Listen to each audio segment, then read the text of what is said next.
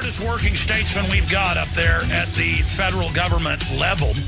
And, of course, Congressman Ron Paul is one of the few statesmen we've got. And we've only got him for 15 minutes, so let's get right into it. Congressman, what do you make of the super Congress and the fact that Congress was not able to even be involved in the Libya operation? Well, of course, to me, it's an outrage. First, the super Congress is some newfangled invention by the people who couldn't solve the problems up there and weren't willing to cut anything, so they're just going to pick 12 people who are supposed to, pick out the things to really cut. So I have no confidence that they'll achieve anything, and even if they did, it'd be risky, because why should we turn the whole Congress over to 12 individuals to make these decisions? So I don't anticipate that they're going to come up with a solution. If they did, they'll probably be raising taxes, and they probably won't cut any money away from some of this militarism going on there.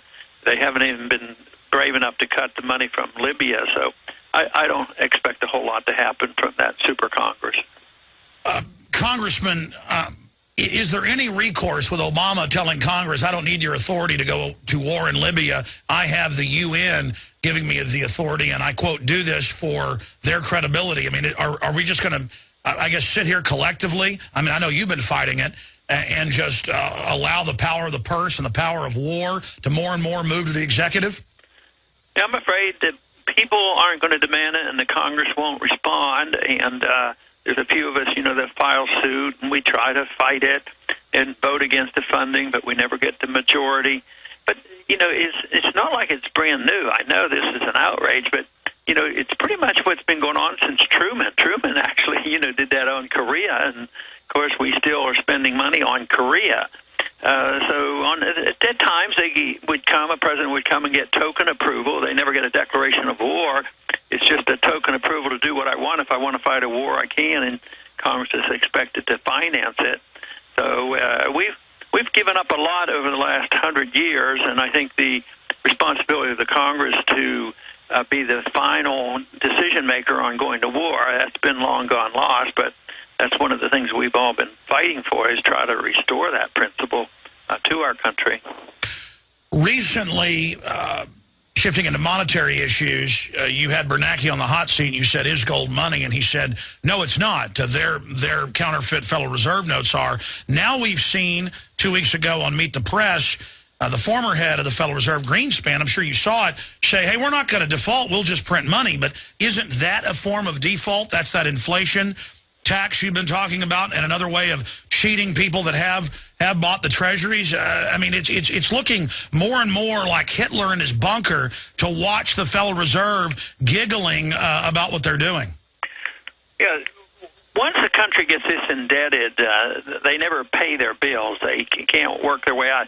Theoretically, we could, if we did all the things necessary, but in reality, countries don't. And especially if you end up over 40% of the money you need to operate, if you have to borrow it, it's at a point almost of no return. So they have to liquidate the debt. First, they won't admit we're in bankruptcy because they've been able to pawn it off on the American taxpayers by raising taxes and inflating the currency and borrowing around the world. But we literally are bankrupt. So the debt has to be liquidated.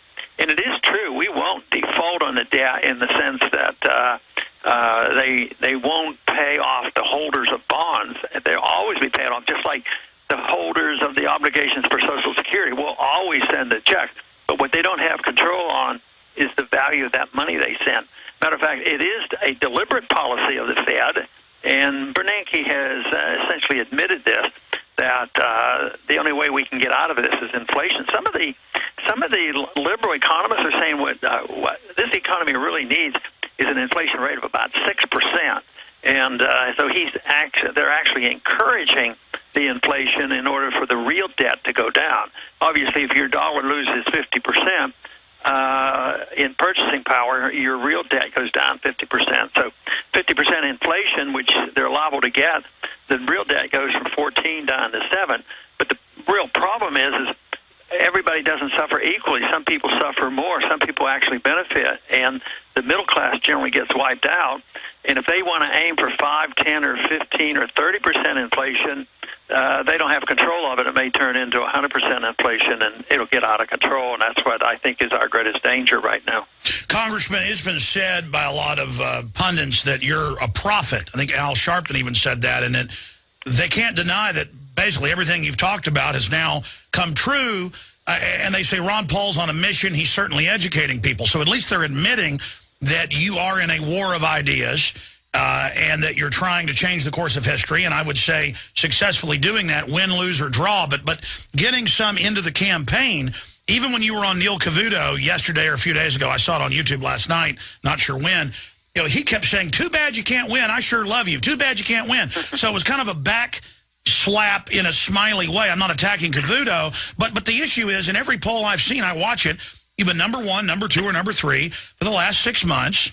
And you win the New Hampshire straw poll. You get a technical tie, even when they're buying the votes in Iowa. And they put out this hoax that you can't win. But then, meanwhile, and this is what I want you to speak to, you've got Romney, who's the Obamacare author, his model. It's now come out that not only was Perry the campaign manager in Texas for Gore, but that now we learn in '93 he gave speeches and wrote letters endorsing Hillary care, worse than Obamacare, and forced Gardasil shots, sir. So I know you're a gentleman, but it all hinges, in my political opinion, you can correct me if I'm wrong, you have much greater gravitas than I, on you going after these people because they are basically like Obama, but they look more like Ronald Reagan. I mean, what do you say about these two establishment hacks that the system is exalting as our, new leader? But generally, over the years, I've allowed their policies to speak for themselves, and their policies are now failing wholesale. That's why our voice is growing in strength and credibility, because everything they say and do and advocate is a total failure, whether it's the wars they fight or the printing of the money or running up these debts and all these proposals for the bureaucracy. I mean, just think of the size of government over the growth of the government over these last 50 years. It's been horrendous. So I think that is such glaring evidence that I don't relish the thought of just really accusing them of all sorts of things, because they're all to blame, and it's bigger than one person. I understand, but those are the guys that they're selling your voters, mainline Republicans, libertarians, conservatives. I mean, Rick Perry has gone from doubling, the size of Texas government in 10 years to saying basically that he's, I'm the real Ron Paul. I'm Rick Perry, and, the Federal Reserve is almost treacherous or treasonous. I mean, he's trying to become you. So what do you say to that? Well, I think that people have to realize and look at his record, and when they look at his record, they know that he's a flip-flopper. I mean, how can what he say be much different than what Romney has done with his medical care system up in Massachusetts? And you're right. Barry has endorsed Hillary's program. But the American people, I guess one reason why it seems so obvious to me. Why does anybody even have to lecture people? Why don't they just wake up and look at history and investigate a little bit? But I think more and more is coming out. I think Perry, is going to be a very, very formidable politician, and he may well walk off with it. But it's the sad state of affairs if the people don't wake up and look at their records. How can they be so happy about, like you said, he was the chairman for Al Gore in Texas in 1980, I guess. 1988, handing roads over to center of Spain, Bilderberg Group meetings, forced inoculations. I mean, the fact is he's doing all this stuff now, not just in '93 praising Hillary. What person in their right mind would support Hillary care? I mean, I was 18 years old when they were trying to ram through, or 17, and I knew it was bad when I was 17. So right there, it shows he's got major judgment problems. People in Washington that I've known for years, and those generally who run for presidency, the only thing that motivates them is power. And it's not sound ideas, it's not freedom, and they're locked in on this power struggle. Both parties are this way. The parties pretend they're different, and they have different rhetoric, but regardless of which party's in control, they end up doing the same thing. So it's only the power, and the ability to provide special benefits to those special interests that put them into power. Yes, sir. The reason why things are so different today is we're bankrupt, and that's why this is all going to come to an end. So the big question is who's going to pick up the pieces now, and who's going to lead the charge away from the drift where we have gone to, in the last really 100 years, whether it's foreign policy or monetary policy, IRS, and the Fed, and all these things have gone on for a long time. But I think it's coming to an end. And, yes, sir. And that's why what we're doing now, all of us, is so important. And I think their failures are going to speak for themselves. It's going to be their failures are shouting out very loud about how poorly their ideas are working. We've only got about 4 minutes left with you, sir, so I want to move quickly here. Obviously, when you say he may well walk away with it, you are within striking distance. If we can just expose the hoax that is Rick Perry and then the other minion, Mitt Romney, you are going to have it, sir. And it's perfect timing. You're the man of the hour. God has literally given you to us that you've been right all these years, never compromised, right as America's collapsing. Here you are with the constitutional, tried and true, common sense solutions. But if you do lose, you still win by educating people.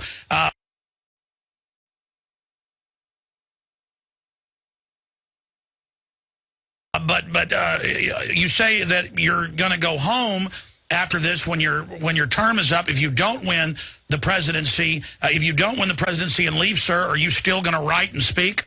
Oh, I wouldn't know what to do if I didn't do that. I've always thought that I've always done the same thing, whether I'm in office or out of office or whatever, and the goals have always been the same. The elected position has generally been secondary. But the one thing is, if you're in the business of trying to change the course of a country, you can do a much better job if you're in office. And obviously, as president, I can do a much better job than if I'm just looking for a format and wondering where I'll go next. So, no, it's more or less out of my hands. I just do what I have to do, and we'll see how things come out. So we'll still be able to have you pop in from time to time, even if you do retire. I'm going to be around. You are awesome, sir. Final questions here, because this is why I know you're so real, not just that you don't compromise and not just your perfect constitutional voting record. I hope everybody gets behind you. Campaign for Liberty as well, with all the other great candidates. Donate at ronpaul2012.com. Knock on doors. Get involved in your party precincts. Become a delegate.